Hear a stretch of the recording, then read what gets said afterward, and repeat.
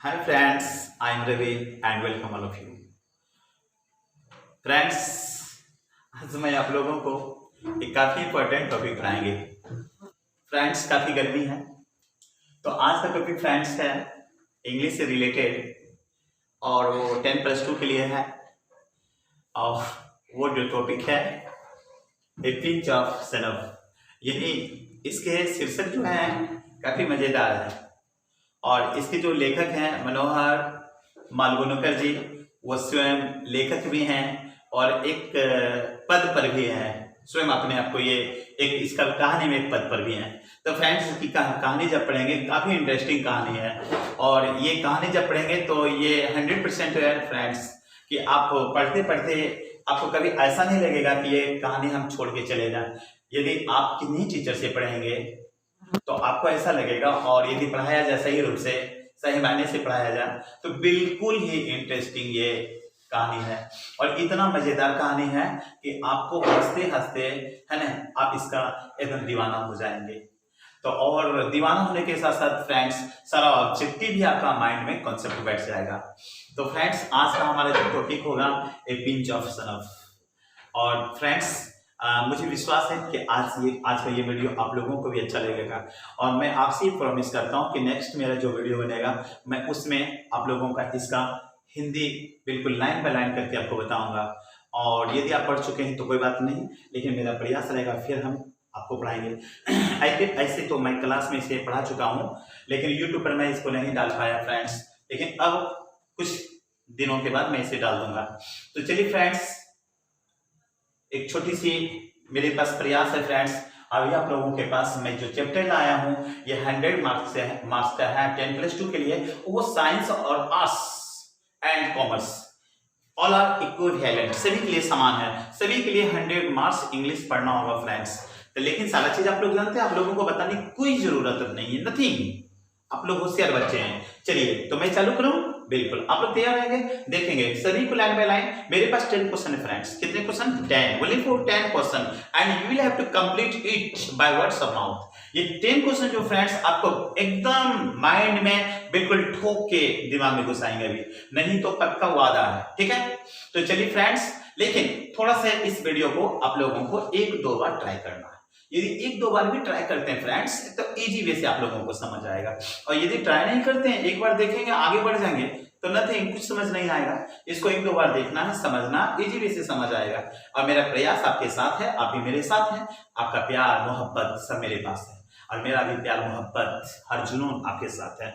बस आप मेरे साथ हैं तो हम भी आपके साथ हैं। चलिए फ्रेंड्स, तो चलिए चालू करते हैं। सबसे पहले मेरे पास जो फ्रेंड्स है ए पिंच ऑफ सनफ, यानी ए पिंच ऑफ सनफ क्या होता है? एक चुटकी खैनी। खैनी को हम लोग क्या बोलते हैं फ्रेंड्स? मतलब सूंघनी। बहुत सारे लोग उसको खैनी को खाते भी हैं, बहुत सारे लोग उसको सूंघते भी हैं। ये एक नशीला पदार्थ है। ओके, तो फ्रेंड्स ये जो एक नशीला पदार्थ है, तो यहाँ पर मनोहर मालगुणकर जी ने बहुत ही मजेदार एक चुटकी का प्रयोग किया, इस खैनी का प्रयोग किया, और वक्त वक्त पर ये खैनी खाते हैं। यहाँ पर जो लेखक हैं वक्त वक्त पर खैनी खाते हैं और बड़े ही मजे से अपने काम को निकाल देते हैं, इजी वे से। तो फ्रेंड्स, यहाँ पर ए पिंच ऑफ सनफ जो है ये ऑब्जेक्टिव क्वेश्चन है। इसके लिए बारी बारी से हम लोग क्वेश्चन को करेंगे। सबसे पहला क्वेश्चन है मेरे पास फ्रेंड्स, बिल्कुल ध्यान दोगे, ठीक है? भूलना नहीं है, इसे भूलने की प्रयास नहीं करना। तो मुझे भूल जाना, लेकिन इसे मत भूलना है। चलो आप लोग ध्यान दोगे। पहला क्वेश्चन है बेटा, हु, कौन, इज ऑथर, लेखक कौन है? Who is author, who is author, who is writer. आप राइटर भी बोल सकते हैं, ऑथर भी बोल सकते हैं, यू कैन से बोथ। आप दोनों में से कोई एक बोल सकते हैं। हु इज ऑथर, लेखक कौन है of this prose piece a pinch of snuff, यानी इस प्रोज पीस में एक आपके बेहतरीन कहानी है जिसका नाम है ए पिंच ऑफ सनफ। और इसकी कहानीकार कौन है, इसके लेखक कौन है, इसके राइटर कौन है, इसके ऑथर कौन है? तो फ्रेंड्स आपके पास ऑप्शन 4 होंगे। कितना option? But I gave here only for 3 option, लेकिन मैंने यहां पर कितना ऑप्शन दिया फ्रेंड्स? 3, only for 3। तो फ्रेंड्स पहला है मुरली मनोहर जोशी। अरे राम, मुरली मनोहर जोशी तो मैंने कभी सुना भी नहीं, किताब में भी रिटर्न नहीं है, तो इसको क्यों याद करेंगे? ये बिल्कुल नहीं होगा मुरली मनोहर जोशी। दूसरे पर 2 नंबर में है बी में मनोहर पंडियाना, पंडियाना भी नहीं होगा, ये कैसा नाम है? अरे सी नंबर में मनोहर मालगुणकर। चलो भाई, आप कहानी पढ़ेंगे तो बिल्कुल समझ आएगा। ये जो लेखक इसके हैं, ए पिंच ऑप्शन अप, इसके लेखक हैं कौन बंदे? ये सी नंबर का ऑप्शन सही है, मनोहर मालगुणकर जी। यानी इसके कवि कौन है, लेखक कौन है फ्रेंड्स? मनोहर मालगुणकर जी। बिल्कुल दिमाग में लगा लेना है, मनोहर मनोहर मनोहर मालगुणकर जी। ठीक है, चलिए अब हम बात करते हैं नंबर 2 में क्वेश्चंस। नंबर 2 में क्वेश्चंस क्या है फ्रेंड्स, देखोगे। Sohan Lal Ratiram was the party boss in, यानी सोहन लाल रतिराम पार्टी बॉस थे, बहुत बड़ा पार्टी था और उसका वो बॉस था। यानी पार्टी बॉस कौन था? बिल्कुल इजी से था। यानी पार्टी बॉस कहाँ का था? तो Sohan Lal Ratiram was the party boss, Sohan Lal Ratiram party boss था। क्या वो पटना का था? नो भाई। क्या दिल्ली का था? यस, हाँ भाई, वो तो दिल्ली का पार्टी बॉस था, बहुत बड़ी पार्टी थी। उस पार्टी का बॉस था कौन? सोहन लाल रतिराम। मुंबई का नहीं था, राजस्थान का नहीं था। तो फ्रेंड्स याद रखोगे, उस कहाँ का पार्टी बॉस था? वो दिल्ली का पार्टी बॉस था। कहाँ का था भाई? वो दिल्ली। बी ऑप्शन में ट्रिक मार दोगे, ठीक है, बिना देखे बिना समझे, बस आंख से देखना, उसको टिक मार देना। ओके, चलो फ्रेंड्स, नंबर 3 में हम देखते हैं नानू काका। नानू काका, देखिए नानू काका में एस लग गया, ठीक है। तो नानू काका में जहां पर बेटा एस रहे तो वहां पर काका उच्चारण देता है। लेकिन ऐसा मत सोचना अब बॉय में एस लग, बॉय में यदि एस लगा दिया तो का नहीं होगा वहां पर, तब तो वो बॉयज हो जाएगा, ठीक है। और जब वहां पर बॉय में एस लगाएंगे तो कोमा का प्रयोग नहीं करेंगे। और जब आपके पास कोमा रहे बेटा तो समझ जाओगे बाबू कि नानू काका, यानी नानू काका का, नानू काका का। गजब का नाम है भाई, नानू काका का, नानू काका फिर का। अजीब सी बात है, नानू काका का मीटिंग मिलना विद सोहन लाल रतिराम, यानी नानू काका का रतिराम से मिलना, सोहन लाल रतिराम से मिलना। कैसा? क्या वो फेल हो गया? क्या ये वो प्लान जो बनाया था फेल हो गया? नहीं भाई। कैंसिल? क्या उसने पोस्टपोन कैंसिल कर दिया? नहीं भाई। क्या पोस्टपोन? क्या उसने पोस्टपोन कर दिया? नहीं। नानू काका ने सोहन लाल रतिराम से जो मिला बिल्कुल सक्सेसफुल, 100% उसे मिलने में सफलता मिली। तो इसका आंसर क्या होगा ब्रदर? वेरी सक्सेसफुल, यानी बिल्कुल सफल हो गया। वो मिलने में क्या हो गया? सफल हो गया मेरे फ्रेंड्स। समझ रहे हो? नहीं समझ रहे हो तो बहुत पीटेंगे। चलो देखो, नानू काका गेव हिम, नानू काका गेव हिम, नानू काका ने दिया। What is given? क्या दिया? नानू काका गेव हिम, नानू काका ने दिया। किसको दिया? धोबी को दिया। क्या दिया? ₹10। और ये रुपीज दिया ने? हाँ भाई, कितना नोट दिया भाई? And pet on the bag, और क्या रुपया दिया। नानू काका ने धोबी को रुपया दिया और पीठ पर थपथपाया भी, है जैसे आप लोग चावसी देते हैं ना, है ना, चावस मेरे बेटा, वाह बहुत अच्छा बहुत अच्छा। तो उसी प्रकार नानू काका ने उस धोबी को रुपया दिया और थपथपाया पीठ पर। तो कितना रुपया दिया? 100 रुपीज। 100 रुपया दिया? नो बाबा। 1000, 1000 दिया? No sir. 1 रुपीज, 1 रुपया का नोट दिया? नहीं भैया। डी नंबर में क्या होगा? उसने उसे 2 रुपीज का नोट दिया। कितने रुपीज का नोट दिया? 2 रुपीज। याद रखोगे बाबू, ना तो 1 रुपीज दिया, ना तो 1000 दिया, 100 दिया, कुछ नहीं दिया, ओनली 2 रुपीज दिया। अरे नानू काका 100 रुपीज कहां से देगा? नानू काका तो यहाँ पर इतना बुद्धि का प्रयोग किया था, इतना क्लेवरेज और वाइज का प्रयोग किया कि वो 1000 रुपया और 100 रुपया नहीं दे सकता है। वो तो एक था दिखावा। इसी कारण से धोबी को उसने कितना दिया? 2 रुपया दिया, ठीक है। अगला 5 नंबर में क्वेश्चन देखेंगे। मदर सीट माने कही, ठीक है, समझ आ रहा? मदर सीट माने कही डैड क्या? माने कही की, माने कही की क्या?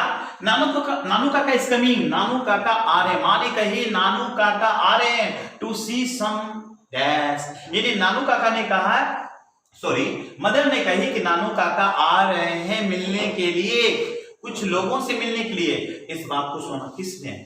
मनोहर मालगुणकर। जब वो सुने तो उनका दिमाग खट्टा हो गया और वो कहने लगे मां से कि वो नानू काका जो आ रहे हैं वो अभी इस गर्मी के मौसम में क्यों आ रहे हैं, क्या वजह है? इतनी गर्मी पड़ रही है और वो मिलने के लिए आ रहे हैं। तो वो उसकी मां ने बताया कि नानू काका कुछ मंत्री से मिलने के लिए आ रहे हैं। किससे मिलने के लिए? मंत्री से मिलने के लिए। फ्रेंड्स जब ये कहानी पढ़ेंगे, जब मैं कहानी पढ़ाऊंगा तो 100% कहानी बिल्कुल ही बेहतरीन लगेगा फ्रेंड्स, और काफी एंजॉय से फुल है। तो यहाँ पर देखिए, मदर सेड माने कही डैड की नानू काका is coming to see some minister, यानी नानू काका ने कहा कि मेरे जो भाई हैं यानी नानू काका जो हैं वह कुछ मंत्री लोगों से मिलने के लिए आ रहे हैं। किससे मिलने के लिए आ रहे हैं? मंत्री, यानी मिनिस्टर से ऑप्शन में रहेगा भाई, मिनिस्टर, टीचर, डॉक्टर, कारपेंटर। तो याद रखना भाई, वो बड़ी से नहीं मिलने के लिए आ रहा था, डॉक्टर से भी नहीं मिलने के लिए आ रहा था, टीचर से भी नहीं मिलने के लिए आ रहा था, उसी तो कुछ मिनिस्टर लोगों से मिलने के लिए आ रहा था। तो इसलिए उसकी माँ ने कही कि मदर सेड, माँ ने कही डैड की नानू काका is coming to see some minister, यानी वो कुछ लोगों से मिलने के लिए आ रहे हैं। नानू काका यानी आपके मामा जी, यानी उसकी माँ ने बताई कि आपके मामा जी। नानू काका कौन लगते? मनोहर जी के, बताइए क्या लगते, बताइए। वही तो लगते, मामा जी लगते। मामा और भाई ना दोनों का रिश्ता था यहाँ पर। चलिए कोई बात नहीं, आप लोग समझ रहे हैं। 6 नंबर में बाबू ध्यान दोगे, द नैरेटर। अब देखो यहाँ पर नैरेटर कहा गया, कहीं पर राइटर कहा जाता है। तो नैरेटर का मतलब, राइटर का मतलब क्या होता है? नैरेटर का मतलब वही लेखक, राइटर का मतलब वही लेखक। अरे भाई दोनों समान है, चाहे नैरेटर बोल दो चाहे राइटर बोल दो। The narrator of a pinch of snuff, यानी ए पिंच ऑफ सनफ, एक चुटकी खैनी, एक चुटकी खैनी, एक चुटकी खैनी के कहानीकार है ना। The narrator of a pinch of snuff was on probation of. Probation का मतलब क्या होता है भाई? बहुत ही पेचीदा वर्ड है। प्रोबेशन का मतलब होता है प्रशिक्षण पर, यानी आपकी कहीं बहाली हो जाती है तो कुछ समय 2 महीना, 4 महीना, 5 महीना, साल भर आपको एक प्रशिक्षण पर रखा जाता है, जिसको हम लोग ट्रेनिंग बोलते हैं। तो उसी जगह पर जब रखा जाता है, उसी स्टेप पर रखा जाता है, उसको प्रोबेशन कहा जाता है। तो यहाँ पर नानू काका जो थे, सॉरी यहाँ पर जो मनोहर मालगुणकर जी जो थे वो एक प्रोबेशन पर थे, एक प्रशिक्षण पर थे। तो वो प्रशिक्षण पर थे तो किस पर? तो क्या वो एक मिनिस्टर के पद पर थे? नहीं। सेक्रेटरी के पद पर थे? नहीं। वो क्या? वो थे एन अंडर सेक्रेटरी, वह एक अवर सचिव के पद पर थे। नोवेलिस्ट, वो नोवेलिस्ट नहीं थे। तो इसका आंसर क्या होगा फ्रेंड्स? सी, एन अंडर सेक्रेटरी, यानी एक अवर सचिव के पद पर वो थे। पक्का याद हुआ ना? चलिए 7 के बाद बाबू हम लोग क्या पढ़ेंगे? 8। समझ आ रहा है ना बाबू? समझो, तुम बहुत छोटा, छोटा में देखने लगे घा करे गंभीर, देखने में तुम छोटा लगते हो लेकिन घा बहुत गंभीर करते हो। तुमको सब समझ आ रहा है ना?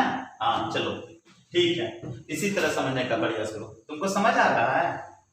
चलो देखो, नहीं समझोगे तो मेरा क्या लो, परीक्षा में तुम नहीं लिखोगे। चलो देखो 8 क्वेश्चन नंबर में कितना है बाबू? देखो, name of the son, name of the son, बेटा का नाम, बेटा का नाम, name of the son of Sohan Lal, Sohan Lal के बेटा का नाम, सोहन लाल के बेटा का नाम रतिराम वाज। ठीक है, क्या करें? Name of the son of Sohan Lal Ratiram, यानी सोहन लाल रतिराम एक नाम है, दो नाम मत समझना बाबू। सोहन लाल रतिराम एक नाम है। कहा जा रहा है नेम ऑफ द सन, क्या नाम है बेटा का? किसका बेटा का? सोहन लाल रतिराम। सोहन लाल रतिराम का बेटा का नाम क्या है? मनीराम? नो। कबीराम? नहीं। सोहन राम? नहीं। उसका बेटा का नाम है बेटा, बेटा का नाम है बेटा रतिराम, यानी बाबू उसका बेटा का नाम क्या था? रतिराम। चलो याद रहेगा ना, क्या बेटा का नाम था? रतिराम। किसका बेटा का नाम? सोहन लाल रतिराम। सोहन लाल रतिराम का बेटा का नाम है रतिराम। अरे सोहन लाल रतिराम है ना रे, तो सोहन लाल हटा देना ना, जो बगलवा में बचेगा वही तो रतिराम है। सोहन लाल में तो दोनों का नाम है, बप्पा बेटवा दोनों का नाम है। सोहन लाल रतिराम बप्पा, और बेटवा का नाम कौन सी है? रतिराम। सोहन लाल हटा देना, बगलवा में जो बचेगा उसका बेटवा का नाम है। अरे तो के दिमाग में नहीं हट रहा है? सोहन लाल रतिराम का मतलब क्या हुआ? रतिराम। उसका बेटा का नाम क्या था? रतिराम। ऑप्शन में भी देखो क्या है? सोहन लाल रतिराम, उसका बेटा का नाम क्या है? रतिराम। सीधी सी बात है। चलो कोई बात नहीं, समझ रहे हो? समझ रहे हैं। चलो अब यहाँ देखो 9 नंबर का क्वेश्चन देखो, फटाक से नहीं देखो। नानू काका वेंट टू सी, नानू काका मिलने गए थे। टू सी मतलब मिलना, टू सी मतलब मिलना। Nanu Kaka went to see the minister, Nanu Kaka मंत्री से मिलने गए थे। इन ए डैश, किससे मिलने गए थे? क्या बस से मिलने गए थे? नो। कार से मिलने गए थे? यस, कार से मिलने गए थे, लेकिन कैसा कार था बताते हैं। टैक्सी? क्या टैक्सी से गए? नहीं। हाँ वो कार से गए थे, लेकिन कैसा कार? प्राइवेट कार था। क्योंकि नानू काका ने अपने भाई को कहा, अरे यार एक ऐसा कार लाओ जो प्राइवेट कार हो, अपना कार हो, किसी जाएंगे मजे से जाएंगे, लोग मुझे सम्मान करेंगे, आदर करेंगे, इज्जत करेंगे, उठाएंगे, बैठाएंगे, बड़ी बड़ी बात करेंगे। बहुत पेचीदा है, बिल्कुल मजे की बात है यार, इसको जब पढ़ोगे कहानी बहुत मजा लगेगा। तो नानू काका ने अपने भगने को कहा एक प्राइवेट कार होना चाहिए, बारीकी कार नहीं, एक प्राइवेट कार होना चाहिए। चलिए, तो यहाँ पर इसका आंसर क्या होना चाहिए? Private car. इसका आंसर क्या होना चाहिए? प्राइवेट कार, यानी एक निजी कार होना चाहिए। यानी नानू काका का कहना था कि निजी कार होना चाहिए। तो एक क्वेश्चन लास्ट है बेटा, ध्यान दोगे बाबू, लास्ट क्वेश्चन है, ध्यान देना, ठीक है। जिंदगी बाबू एक बार याद रखना, जिंदगी एक बार मिलती है। जिंदगी कितने बार मिलती है? एक बार। चाहे लड़ो चाहे मरो, पढ़ना है तो पढ़ो, नहीं तो छोड़ना है तो छोड़ दो। तो इसलिए जिंदगी को खोना नहीं बेटा, समय बर्बाद नहीं करना बाबू, बिल्कुल पढ़ना है टू हार्ड लेबर। यानी डू हार्ड लेबर का मतलब क्या होता है? बिल्कुल कठिन मेहनत करना है। इतना मेहनत करो, इतना जुनून अपने आप में ला दो कि हर एग्जाम तुम्हारे से सक्सेस हो जाए और हर सफलता तुम्हारे कदमों को चूमे। तो चलिए, मैं वैसा ही आप लोगों के लिए भलाई करता हूं, और मेरा अभिलाषा, मेरा इच्छा, मेरा आशीर्वाद भी आप लोगों के ऊपर वैसा है कि आपको अच्छी सफलता मिले, जिंदगी में काफी उन्नति करें, पढ़ें, हमारे गांव का नाम रोशन करें, अपने माता पिता का नाम रोशन करें। और मेरे एक यही अभिलाषा रहता है, इरादा रहता है, क्योंकि आप लोगों का प्यार मुझे मिलता है, मेरा भी प्यार आप लोगों को मिलता है, और मैं आज तक के लिए जितना भी कुछ किया हूँ आप लोगों के आशीर्वाद से किया हूँ। आपके प्यार मोहब्बत, आपके माता पिता का प्यार, आप मेरे गांव समाज का प्यार, आपके गांव समाज का प्यार, मुझे हर लोग प्यार करते हैं, हर लोग मुझे प्यार देते हैं, मैं उसे सम्मान देता हूँ। यही तो मेरा एक फॉर्मेलिटी है, और नथिंग, आई हैव नथिंग, मुझे मेरे पास कुछ नहीं है। तो फ्रेंड्स, अब लास्ट क्वेश्चन है मेरे पास, नानू काका son of box was made of. ये नानू काका का जो बक्सा बना हुआ था, चुनौती का बक्सा, जिससे चुनौती हम लोग निकाल के खाते हैं खैनी, तो वो खैनी जिससे खाते थे वो किसका बना हुआ था? क्या वो गॉड सोना का बना था? क्या वो सिल्वर का बना था? क्या वो ब्रास का बना था? क्या वो ग्लास का बना था? क्या शीशा का बना था? पीतल का बना था? चांदी का बना था? सोना का बना था? नहीं बाबू, वो बना था सिल्वर का। वो किसका बना था? सिल्वर का बना था, ठीक है। तो फ्रेंड्स, यहाँ तक मैं आप लोगों को आज यहाँ तक रखें, इसके फिर अगला हम टॉपिक लेकर आएंगे। 10 है अभी, 10 के बाद 11, 12, 13, 14, लगभग में 25 क्वेश्चन मैं आपको करवाऊंगा, और 100% इससे रिलेटेड जो भी आएंगे आपसे वो बन जाएंगे। तो friends, what's the solution of this problem on my YouTube channel? And if you like, please comment and feedback and share it others and other relation among your friends. Thank you. Next time.